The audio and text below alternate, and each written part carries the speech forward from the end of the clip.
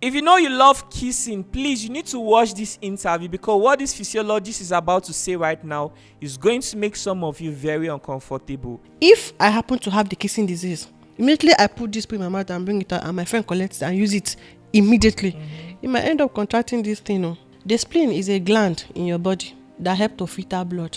If this particular gland becomes enlarged, it might burst, and if it bursts, it might bleed into your abdomen. If you want to kiss, you should take precaution. You should be very careful of who you kiss, so you don't wake up one day and go ahead kissing random people you see around your neighborhood or on the streets. You might end up with this disease and you never can tell. Sir, you said people that kiss, that they have to be very careful. What do you mean by that?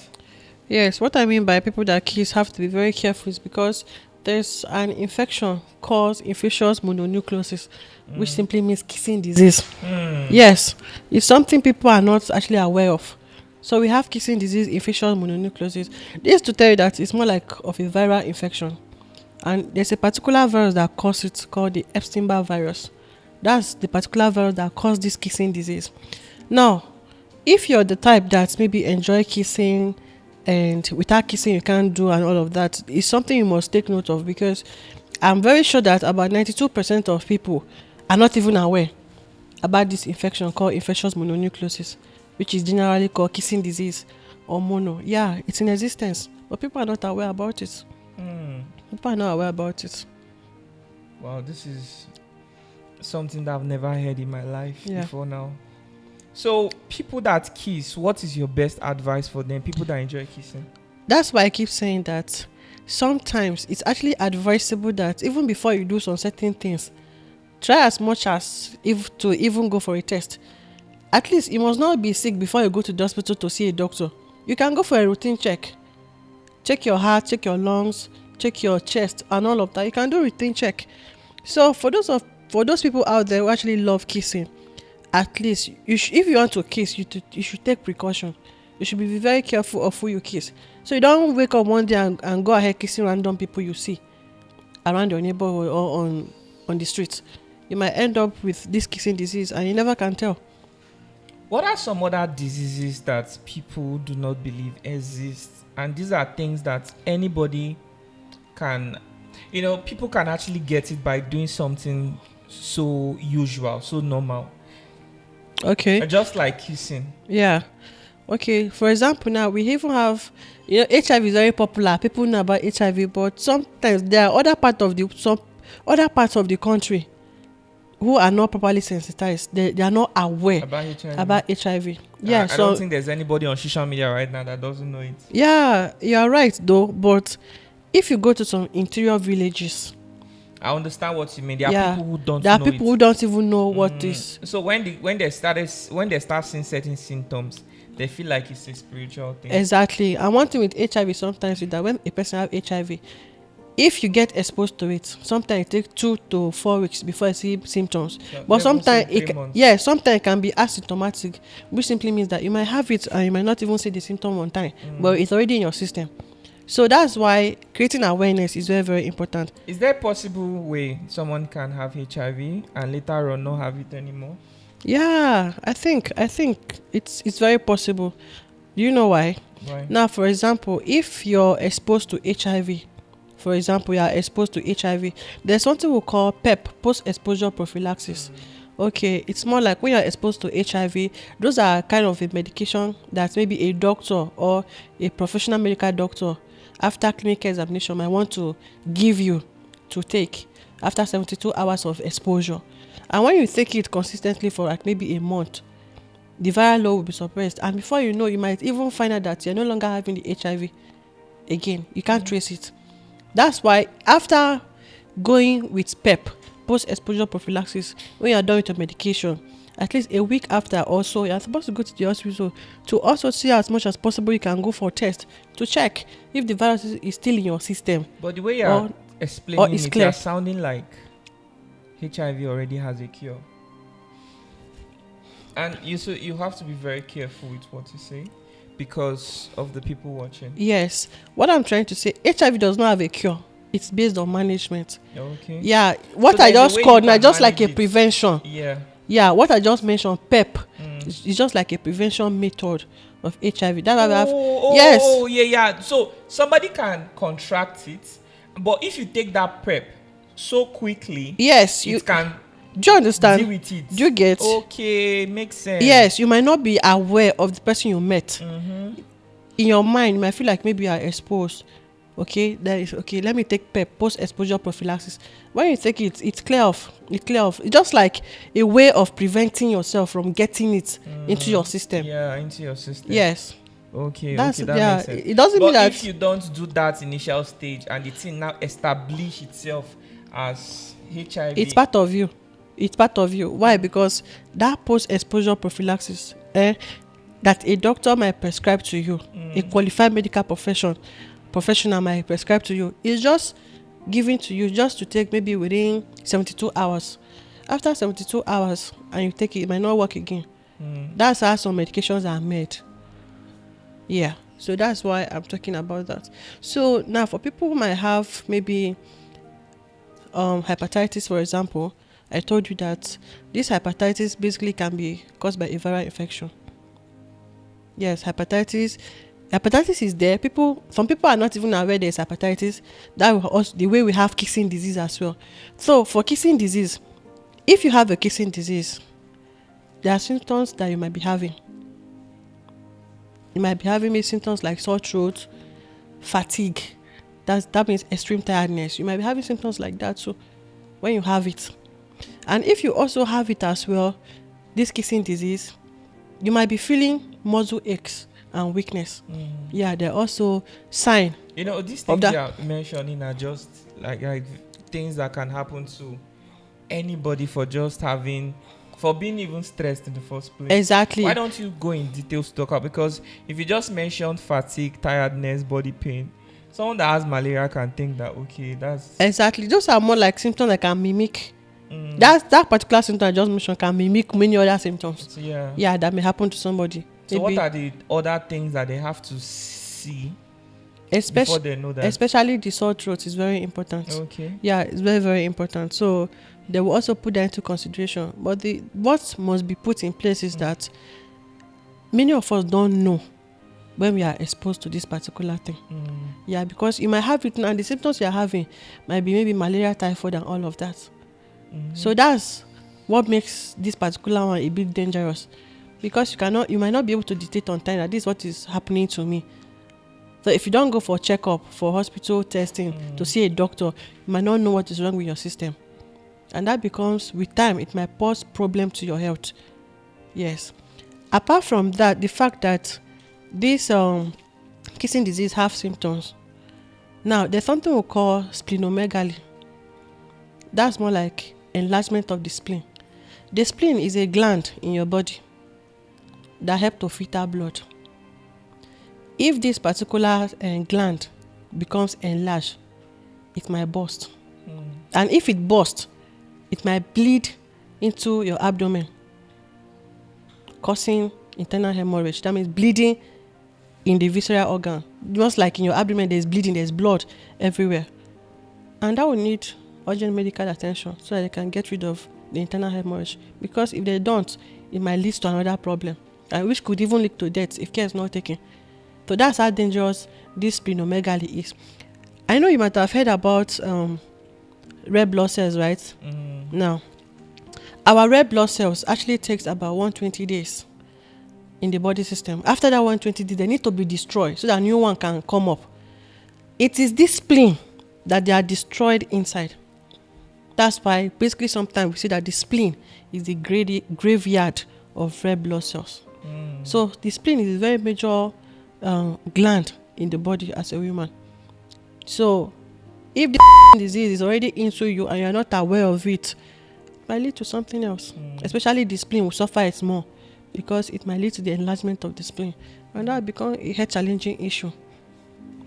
That's why it's good to always go to the hospital for routine check, and also see your doctors. It's not all headache that you have that is malaria. It might be something else. Yeah. Could be underlying. It could be underlying health diseases. So it's always important to do regular checkups to know if you're fine. Yes. It's very important. Now, what are some ways people can live to avoid being vulnerable to things like this? Because there are people, especially you doctors, you will come in contact with all kinds of people. I'm a physiologist, as I said earlier. Physiologist. Yeah. But what I'm saying is that you work in the clinic, yeah.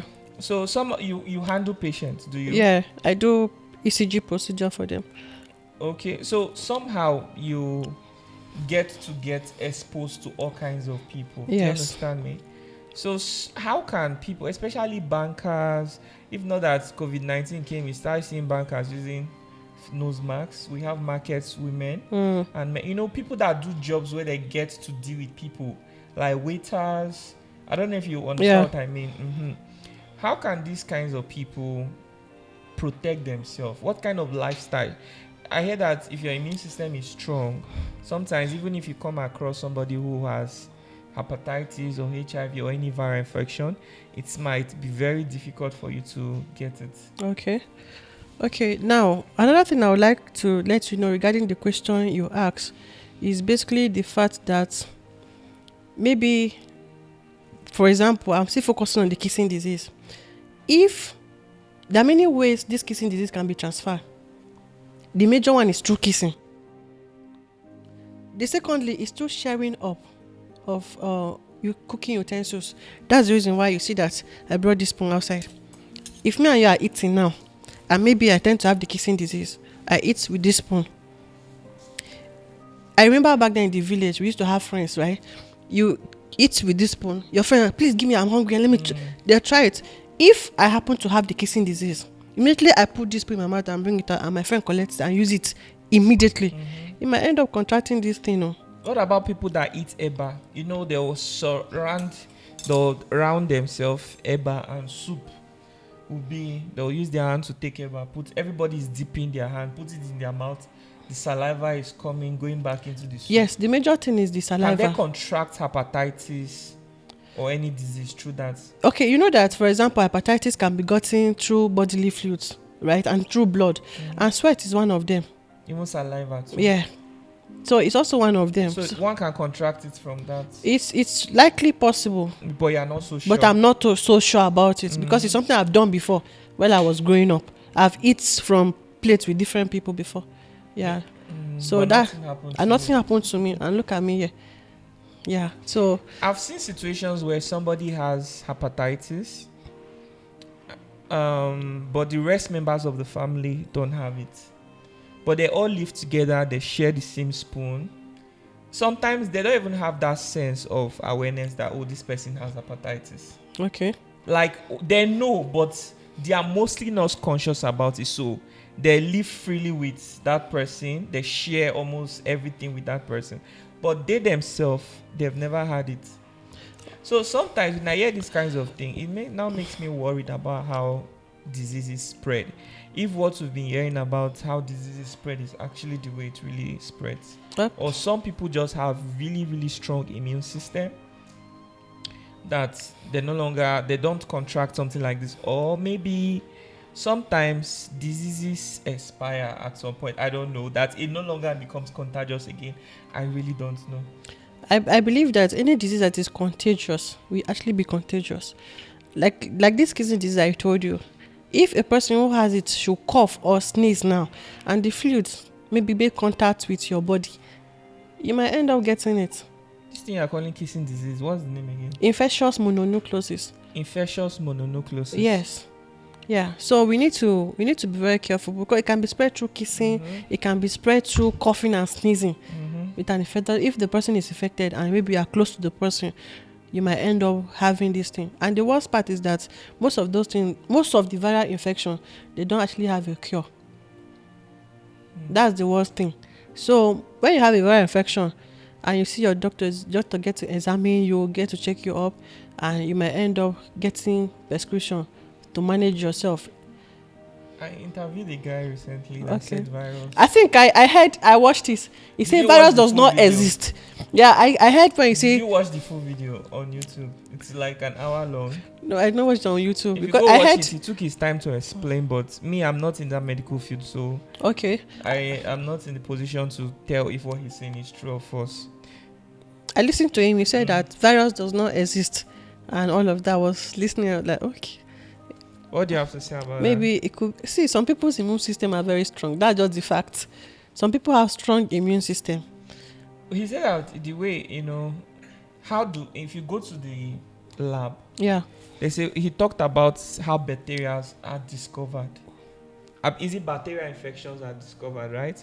He said that same process is the way you are supposed to also discover if a virus is truly exists. But that process, there's a way this guy explained it. I don't want to confuse my head like this. There's a way he explained it, and it's kind of difficult for me to explain right now. But he used scientific methodology to talk about how maybe a goat has bacterial infection. You collect a sample from the goat, blood sample, then you insert in another healthy goat. You give it some time, then you now take that blood sample to now check if it's the same. If you find out it's not the same, you still do it on another distance. You have to do it like 3 times. Yes. To check. They said that's how he's a lab scientist. So that's how you establish if bacterial infection truly exists.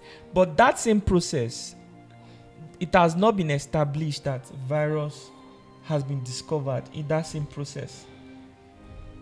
That nobody has ever held something and said this is it. That the only thing people have about virus is a digital representation. Okay. Do you understand? That is that round thing with so many. Yeah. That is the only thing that gives us an imagination of what virus looks is. like. You understand? But scientifically they've never been able to say, okay, this is it. So he took his time to explain a lot of things. He's a scientist. He's a lab scientist, and most of lab scientist studies virology and a lot of things. Yeah, so I think he might have in-depth and good knowledge about what he's saying.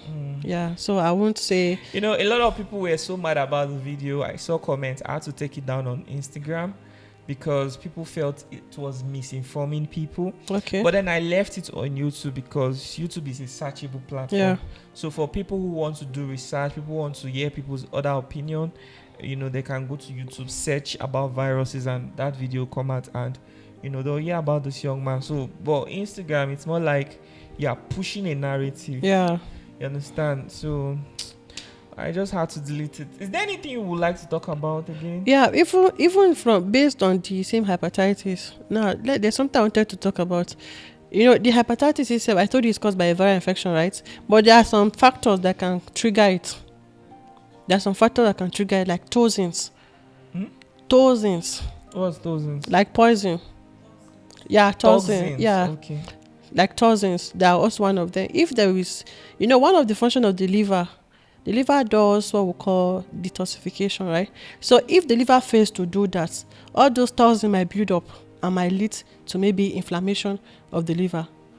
And remember that hepatitis is the inflammation of the liver caused by a viral infection. So it can also lead to the inflammation of the liver. Another thing that can also cause is autoimmune disease. When I say autoimmune disease, any disease that can affect that can cause the immune system to attack its healthy cells is an autoimmune disease. I'll use one example, for example, type 1 diabetes. This type 1 diabetes can cause a liver condition called glycogenic hepatopathy. Don't mind the big word. It simply means that there is abnormal accumulation of glycogen. And this glycogen is a form of glucose that is stored in the liver cells, resulting in liver enlargement and elevated liver enzymes. That's why I used to hear about alanine transaminase, alkaline phosphatase, all those liver enzymes. I've never heard of it. Okay, that's why they will tell you that, I want to go for liver test, LFT, liver function test. When you go for liver function test, what they are checking is those enzymes in the liver to see if they are above normal range. That can signal something in your body. So type 1 diabetes as an autoimmune disorder can also cause can be a trigger for hepatitis 2, and also have Graves' disease. The Graves' disease affects the thyroid gland. The thyroid gland is somewhere here on your neck. Yeah, your thyroid is there. Your thyroid produces tyrosine, which is a hormone. Now, your thyroid helps in metabolic activities in the body. Now, if you have Graves' disease, for example, the Graves' disease can cause excess production of this thyroid hormone, which can pose maybe a kind of, it can create this high energy or metabolic demand on the liver cells. The cells of the livers are called hepatocytes. So if there is high production of these thyroid hormones and it's posing too much too much demand on the liver cells without a corresponding increase in blood flow, it can also lead to elevated liver enzymes. And at this point, they'll have to test for liver enzyme to check where the problem is coming from. What I'm trying to say in essence is that that's the same reason why it's also good to also go for your thyroid function test, because you never can tell where the problem is emitting from. We also have celiac disease. Those ones affect the intestine. We have myasthenia gravis that affects the muscles, causes weakness of the muscles. So those are autoimmune disorders as well that can also serve as a trigger for hepatitis. Those things are things we need to know, or we have to have at the back of our mind. Hepatitis symptoms can come in form of jaundice, yellow discoloration of the skin, or sclera of the eye. When you're looking at your eyes, the white part of your eye is called the sclera. Some people the white part tends to be yellowish. It can be an indication for jaundice. And also some people are also there that they'll be urinating dark urine. When you see all those funny symptoms like that, don't take them for granted. Please, my viewers, when you see symptoms like that happening to you, rush to the hospital. See your doctor. He might tell you to run some tests. Do some tests, then find a better way of treating yourself as earlier as possible. That's if your eye is getting yellow. Yes. You have to run to the doctor because it's going to be looking strange. Yeah, it's going to be looking strange. So you need to go and see your doctor. Remember, as I earlier stated in the first video, I keep repeating that most of the content or the teachings are based on informational and educational purposes only. If you want to seek any medical attention, please find your way to the hospital and see a professional doctor. As I always stated, I'm just a certified physiologist with vast knowledge about reproductive health and cardiac health. I'll keep briefing you guys anything that had to concern the human body system. I enjoy the way you talk. Thank you. The way you explain things in a way that anybody would understand. I feel like this is something God has blessed you with. And don't let anybody bully you to make you feel like there are certain topics you can't talk about. But then, if just do this so well that it's hard for you to make mistakes. Yeah. I enjoy listening. The way you are explaining, articulating so effortlessly, there are people that sometimes I need to tell them, okay, this is how to express yourself for media, but I didn't have to do all this for you. It's beautiful. Thank you. I've been a tutor before. While I was still in school, I organized tutorials for students, teaching them cardiovascular physiology and all of that. Even before I got to the university, I was teaching. After secondary school, I was teaching students. Yeah, so I built up myself. I actually love teaching. It's something I have passion for. Yeah, so that's why any topic that cut across me or I come across, I will do so well that no matter what happens, I will still explain it to the depth. There's some of my tutorial students that I left after school, after graduating, that still call me today. That when are you going to come back? Are you not going to become a lecturer? I said, no, that's not the calling. But anything that God says will happen. So here I am. I never believe I'm even going to be on your Lucky Udu Experience in my life. I've never thought about this thing before.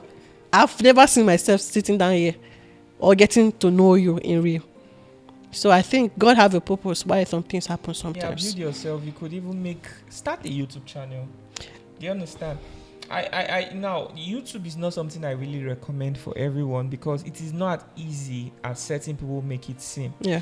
But I think for someone like you, because you explain it so easy, somehow people would always find you. YouTube is a searchable platform. So the idea is that people go there to search things. How to make jollof rice. Yeah.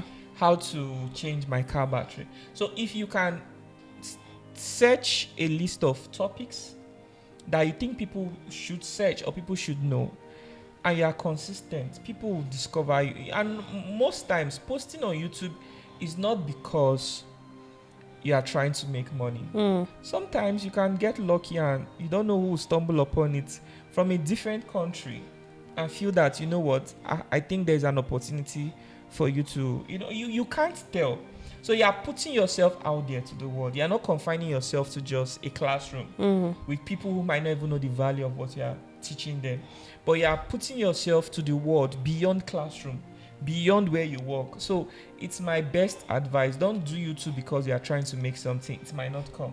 I always tell people that I started posting on YouTube since 2017, but I never made anything from 2017, 18, 19, 20, 2020, 2021, 2022, 2023.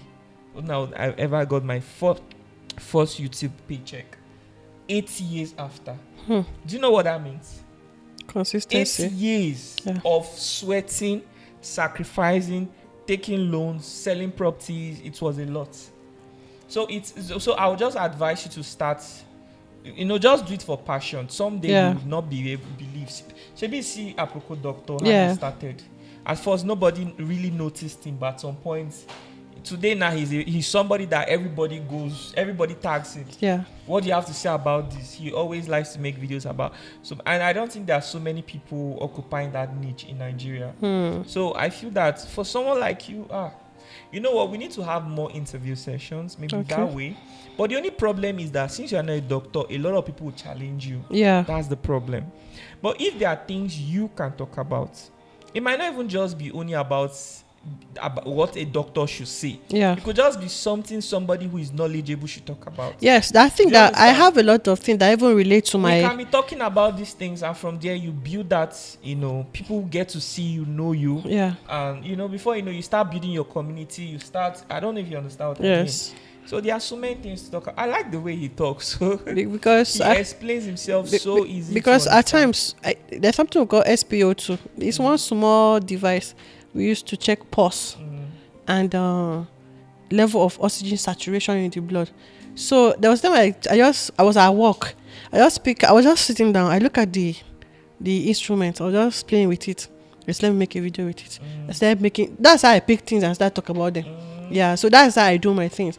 I must not really be that, okay, I must be into this particular thing before I do that. As long as you think you know about it, you exactly. Just want to educate people. Exactly. Yeah. That's how I go on with my lifestyle. Impressive. I might just be sleeping overnight and I might wake up 2 o'clock sitting on the bed and idea just drop. Are you based in Abuja? Yes. Okay. Let's work on certain topics. There are so many topics to talk about. For example, obesity is something that is eating up so many people. For example, if I remove this pillow now, you see my tummy. So it's something that I never knew that this was a reality that was waiting for me. If I should show what my picture used to look like many years ago, I didn't see this coming. So I think somehow it's possible that lifestyle leads to things like this, and so many people don't know. So while we are going to educate about how people can get rid of things like this, we can also educate to save people so they don't face the same reality. Exactly. And I noticed something. I was talking to a friend. She notices that anytime she calls me, I'm always lying on the bed, and she said, "Lucky, do you know that I've never seen you sitting down before?" So your bed is and that's why you find it so difficult to sleep. Yes. Like I couldn't sleep last night till 6 a.m. This morning I woke up around 8. That's just 2 hours sleep. So when your bed is your go-to place, if I'm not here interviewing people, I'm either driving in my car or lying on my bed. And it's a problem. It is. So when you are always on your bed, your body doesn't even know when it's time to now sleep. Exactly. Do you understand me? Because you are always lying down. You lie down to press your phone, to watch movie, sometimes to even eat, to make calls, to do everything. So when do you give your body that signal that, hey, young man, it's time to sleep? That's why, unlike me, I keep saying things about sedentary lifestyle. You eat, you bathe, you go to bed, you wake up.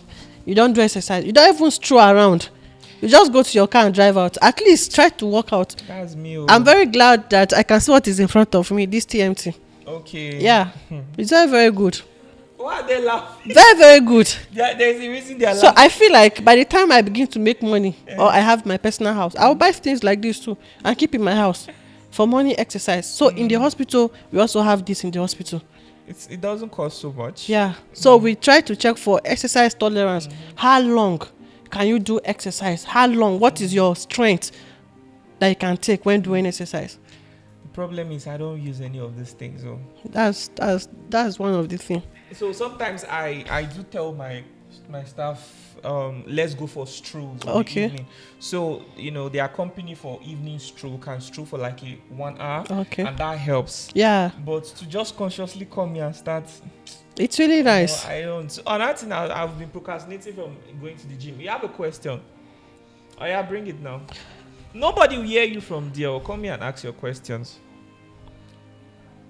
You want to write it down? She love writing. You don't want to show your face.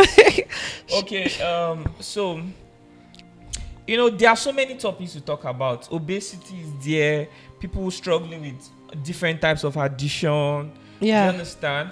There are like so many things to talk about. Awareness is to raise. So many things. So from time to time, we'll be making. I think there was a time I talked about dehydration. Why I need to drink water. Because if you don't drink excess or if you don't drink enough water. Okay, let me share a short story.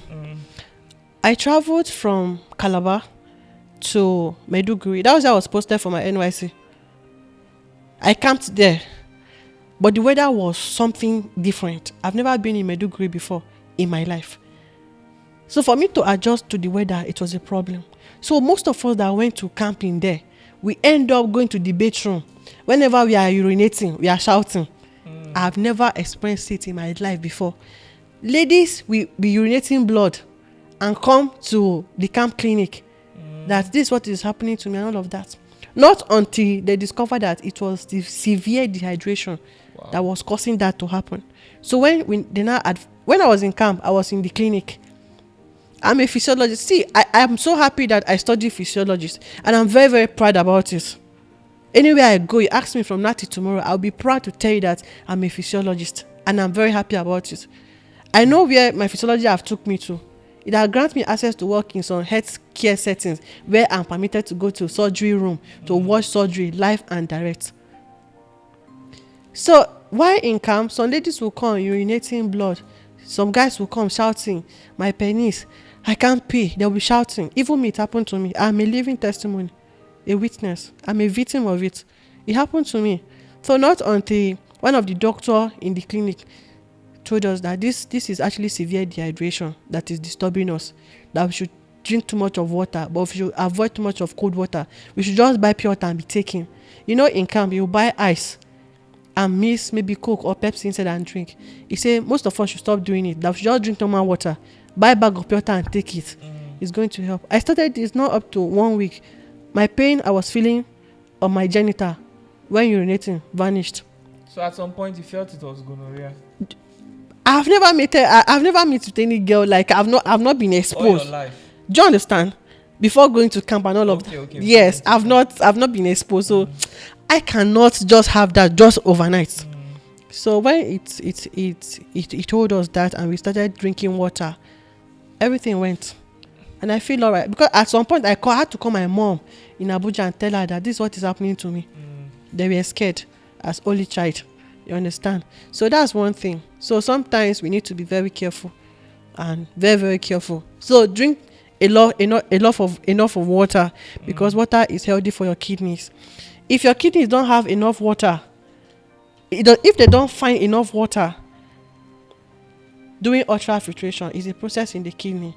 Ultrafiltration, selective reabsorption. If they don't see enough water in your body when filtering, what they will do is that some other substances in your blood like protein and all of that, they start filtering them. Then you start urinating and peeing and urinating protein in your urine.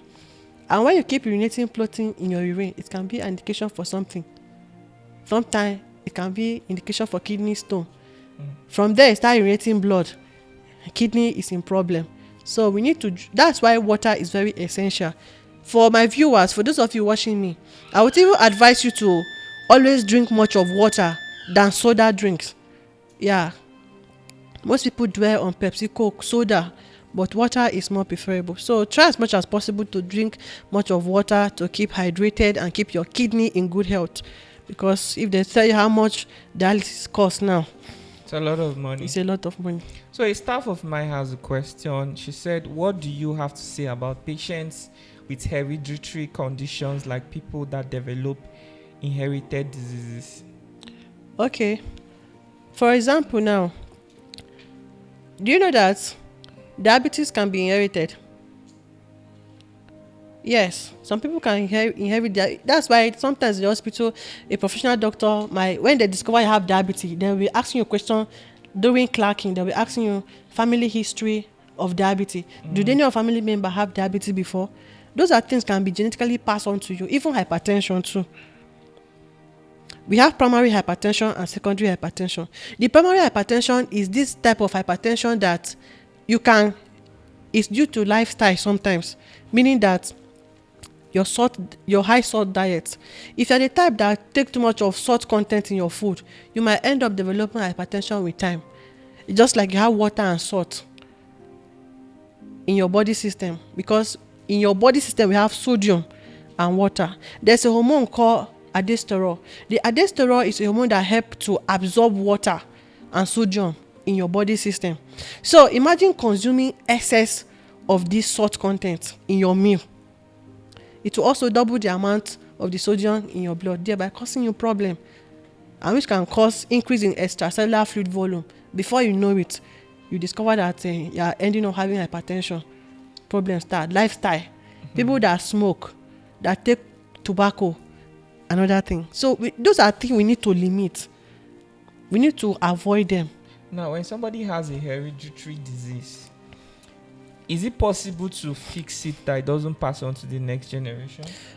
I can't say much about it, because I think a professional doctor will be in position to talk more about that. I once had somebody, I think he had hypertension, and it was a heredity type, meaning that she got it from her parents at 22 years. And she had been battling with it. People like that, what you can do for them, maybe it's just for you to advise them, don't take too much of salt diet, make sure you keep away from things that will keep you on a high level of salt content. And if they can try to manage their lifestyle, try to see what they can do, it can also help them in a such way too. And they should also be checking their blood pressure from time to time. It must not be heredity. As far as you have hypertension, at least try as much as possible to have a logbook where you'll be recording your readings morning, night, every day, at least for 1 week. People that have it, and maybe a professional doctor already giving them medication. While taking the medication, you should also be checking again to see the effect of the drugs, of the medication you are taking. Because most of the medication for hypertension, they are called vasodilators. Vasodilators are more like some things or drugs or medication that can open the blood vessel. They widen it so that blood can flow through it easily. One thing with hypertension is that the pressure that is required for blood to pass through the arteries, the blood vessel, is too high. So imagine you have something like this. Maybe the diameter of my hand is 5 cm, which simply means that if blood is flowing from my mouth down, it can flow peacefully without any force. But imagine if it's like this. If blood wants to flow, it will need enough of pressure to push the blood through it, and that might cause problem to the blood vessels, leading to hypertension. That's one thing that we need to know about, and it's very, very important. We must know it. The kind of food we eat. For those of you that love warm-blooded animals, your best meat is beef now. As you keep eating beef or anything you eat that have high fat content, animal fat and all of that, they're not too good for your blood vessels, because with time they'll start clogging your blood vessels, causing you problems as you are aging. If you want to eat, you should be eating cold-blooded animals. Example, fish. Your fish is very good. Fish has fat now. fish has fat, but it's a white meat. That's cold-blooded animal. It helps. Apart from that, most of those meat we eat, maybe like fish, some of them can even have omega-3 fatty acids that can also help you too. So you don't eat meat right now? I'm selective when it comes to meat. But you chopped that meat just now. Was that beef? You don't know. Wait till you choose swallow. So do you understand? But what I'm trying to say, I'm just creating awareness. Do you understand? Don't worry, I keep Yes, I'm creating an awareness. Your lifestyle changes matters. Your lifestyle matters a lot. So there are some things we need to start avoiding so that by the time we are growing older, they don't become problems to our health. They don't threaten our They don't health threaten and you our and your comfort. yes. Yeah. So you said you recommend fish. I put listening more than know it when I go to stock for meal. Yeah, fish is very good. Rabbit meat. Oh, I thought they say white. Okay, rabbit meat is even brown meat. Abi, red meat. Rabbit meat is white. And because I know I've heard of that is better. Then I love snail too. Yeah, snail is very good. Yeah, you know periwinkles. Are you from I Calabar? grew up in Port Harcourt, in the south. Okay. So periwinkles, oh my goodness, Yeah. I love it. With If afan I always soup. tell them that whether I'm making me okra, egusi, put periwinkle. You need to try periwinkles and yam porridge Yam porridge. Yeah. I might have had it. or though. potato porridge. It's I very, might have very had nice. it. You know, there's this thing this Calabar people make. It's called epan koko. Yeah. It's cocoyam Cocoyam. with pamoy, and then they put periwinkle but with the shell. Yes. So I've had it. It's really nice. I've tasted it before. So it's really, I've really eaten nice. it like a lot of times. So I from today, at least you've gone to learn something new today. So you can now be a fan of fish. Yeah. Yeah, it's very good. And apparently, I don't really enjoy fish. If anybody wants to make me fish, you have to smoke it for me to enjoy it. I don't like boiled fish. Why would you even just boil? It's either you're smoking my fish for me properly. Like, it has to be well dehydrated, right? I'm actually thinking of going to catfish business. Okay. Yeah, dry catfish business where it is smoked. What did inspire you to do this? I mean, now what you see online? No, it's not online. No go thing. bankrupt too. No, it's not actually what I saw online. I sat down and was thinking of what kind of business Swear. I will start Say with. no be that fish magnet No. guy. It's not that one. No. Anytime I think about this video, I'll be afraid. No, he's not even afraid of what happened to me. So he rest in peace. This Yeah. is not even a good time to talk about him. But I'm just trying to say that, you know, if you see somebody succeeding so well in something, that does not really indicate. Exactly. Mhm. But what made me But think you know- about it is the fact that I have some audience on TikTok who lives in Canada, Australia, and UK that might even want to even buy or order from me if they Why notice. don't you be a middleman instead of?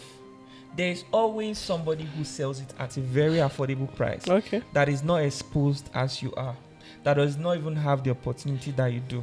Okay. This is the fact. The thing is going to come from Meduguri Fish Market. I'll buy it from there. Already smoke and all of that. Then I'll now package it and sell it out. See, there are so many ways to do it. If you have a market for this, there's a way to go Okay. about it. A way to go about Okay. it. You know, when I used to travel around the states of Nigeria to film people, I went to Jos. I saw this young man who he does hydroponics farming. Okay. Hydroponics farming is a system of farming where you plant without soil.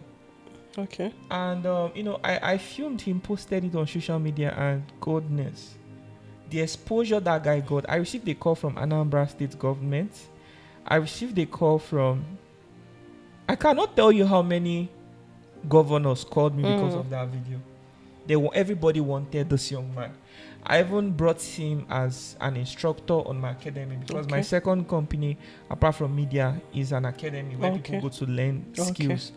And he had so many students. He made millions. Do you understand? So what I'm trying to say is that there are people out there that do not have so much exposure. So you could try to, although what I did for that young man was entirely free. He never even paid me for that.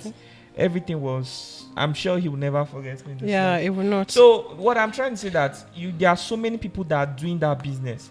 You may attempt to do it, but you might not succeed Exactly. like them. Yeah. So sometimes you could just, being a middleman is even helping them because you are bringing them market. Yeah. Do you understand me? And they are also satisfying the customers who want this too. So, And I think also, I told you I was a tutor, right? So there are some students I have that I actually teach how to do ECG examination. When you come to the hospital, if I'm talking ECG, it's just a very short procedure we do just to check the heart's electrical activity to know if the heart is functioning very well or if the heart is in good state. So that ECG is very important. It can be done for routine test, or even your doctor can recommend it for you to do, just to make sure. So I had they'll put different wires on your body. Exactly. Now. So I also had the feeling that I wanted to get that machine and partner with a hospital. I know that I'm going to be the one in charge of the ECG section. Yeah.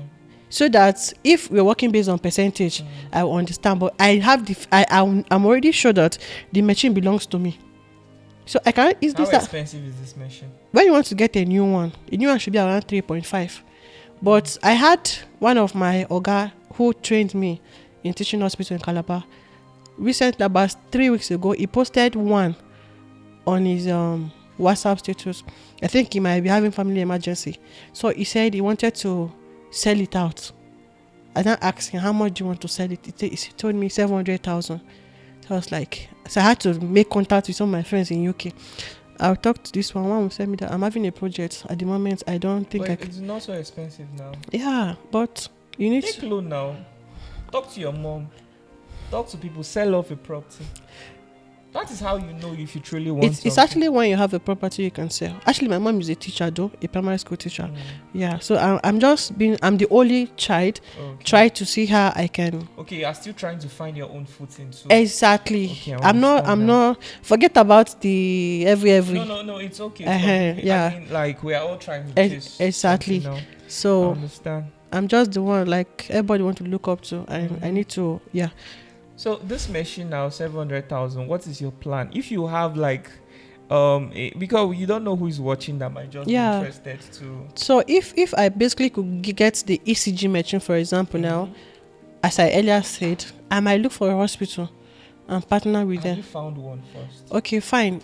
There is. And why would the hospital want you to partner when they could easily afford that machine themselves? Okay, good. The thing is that the hospital. You know that on TikTok, I was talking about ENT, ear, nose and throat, and making videos and all of that. ENT basically it's a specialist hospital. It's not like a general gynecology hospital where they can recommend ECG for patients, chest pain, difficulty in breathing. You go and do the ECG. In ENT, they only focus more on ear, nose and throat. It's a specialty. So one of my uncle owns the hospital actually. But it's actually not part of his plan to buy the machine since it's not going to be operating gynecology. So, but he actually needs it because before some surgeries, he used to, send patients to do ECG even outside to bring the result. So if he has, if I have it and I'm working with him, no patient is going out. Like when I told you I was going for an interview, was it last week in Gwarimpa? He said, what position? I told the EKG technician. He asked, okay, I just pray. He prayed I get it so that he can possibly be sending patients to me from his place to come and do it there. So imagine I have it and I'm working with him. It makes it more easier. Yeah, that's what I feel like. Okay. So his life is all about planning. Yeah. That's how I see it. Of course, that's what it is. I mean, you have to plan and fight for what you want, Exactly. So what's your Instagram again? Charles Ode. So you've watched this for a while now, and if you have interest to speak to him personally, you could check him up online. Charles Ode. Yeah. How is it spelled? Odeh. That's Benue. Odeh. Okay. Yeah. And then on TikTok, it's Flying Physio. Yeah. Thank you so much, sir, for this. You're welcome. You know what you're doing? You're educating people. You're simplifying it. When people go to Wikipedia, it's boring to read anything from Wikipedia, trust me. but you are simplifying it. You are making science, you're making biology, you're making health easy and interesting for people to watch. This means a lot. Really appreciate. Thank you for blessing this episode of Thank the you. Lucky Udu Experience. We really appreciate. And thank you guys for watching till this point. At this juncture, we have to say goodbye. Thank you very much. Please check us up on Spotify. Search the Lucky Udu Experience. Don't miss an episode. And please let your friends and loved ones know about this platform. If you help us to grow it, we'll keep bringing more interesting conversations here. Thank you very much, and let's say bye to the viewers. Thank you. Bye. Bye. Yeah.